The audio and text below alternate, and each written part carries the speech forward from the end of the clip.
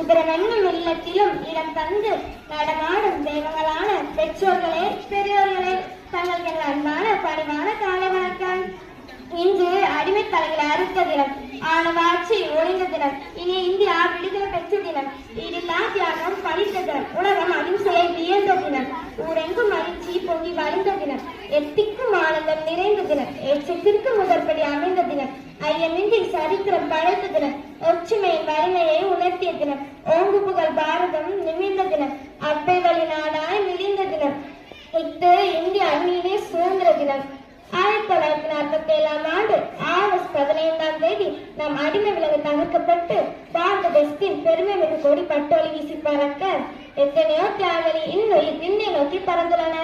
அந்நிய ஆங்கிலேயர்களின் தாக்குதலால் கொடுமையால் அம்மா அம்மா என கதறுகின்ற சத்தங்கள் நலுக்குறங்கள் பாரத்தாய் நெஞ்சை கிழித்து காயப்படுத்தின. அன்பு அன்னையை துடிதுடிக்க வைத்தன. சும்மாவா கிடைத்தது சுதந்திரம்? எத்தனை போராட்டங்கள், எத்தனை தியாகங்கள்!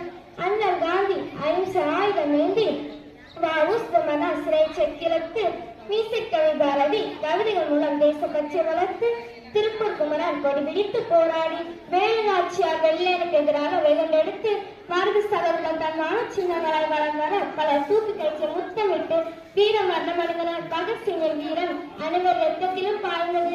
இதை கண்ட வெள்ளையன் வேறு வழி இல்லாமல் தவித்தான். தன் நாட்டிற்கே திரும்ப சேர்ந்தான். சுதந்திர நாட்டை திரும்ப பெற்றோம். பெற்ற சுதந்திரத்தை பேணி காப்போம்.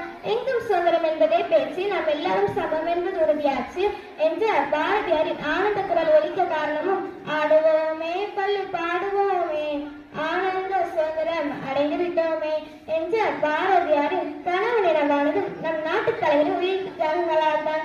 என் தாய்மணியிலேயே கத்தி இல்லை, தேச பக்தி உண்டு, கலக்கம் இல்லை, அமைதி உலகம் உண்டு, அடிமை இந்தியா என்றுமே இல்லை, காந்தியும் பாரதியும் பெற்று தந்த சுதந்திர காட்சி உண்டு.